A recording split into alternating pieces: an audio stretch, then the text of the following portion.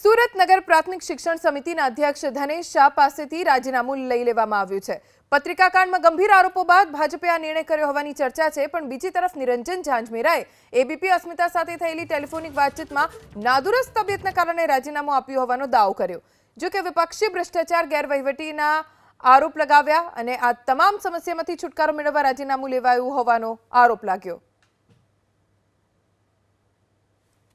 સમિતિના ભ્રષ્ટાચારો લોકો સમક્ષ ખુલ્લા પડી રહ્યા હતા। સતત ને સતત શિક્ષકોની અછતનો મુદ્દો હોય, લિક્વિડ કાંડ હોય, વાર્તા કૌભાંડ હોય, યુનિફોર્મ અને બૂટ મોજાની ખરીદી તેમજ તમામ વસ્તુઓની ખરીદીમાં થતી ગેરરીતિઓ, ગોટાળાઓ હોય, સફાઈ કર્મચારીઓની જે અછત છે, શાળા સફાઈની અછત છે,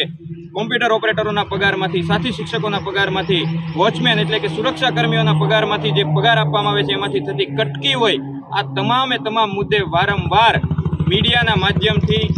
ભાજપને છે એ વારંવાર પ્રજાને જવાબદેહ બનવું પડ્યું છે, એને જવાબો આપવા પડ્યા છે અને પોતે કરેલા ભ્રષ્ટાચારો ગેરરીતિઓને કારણે એમની પાસે એમને કોઈ જવાબ હોતા નથી। તો આ તમામ જે સમસ્યાઓ છે એમાંથી જવાબ નહીં આપવો પડે અને છુટકારો મેળવી લેવા માટે એક શિક્ષણ સમિતિના અધ્યક્ષનું રાજીનામું લઈને ભાજપ એવું સાબિત કરવા માંગે છે કે અમે આ ગેરવહીવટો સામે કદાચ કોઈ એક્શન લીધા છે, ભ્રષ્ટાચારો સામે એક્શન લીધા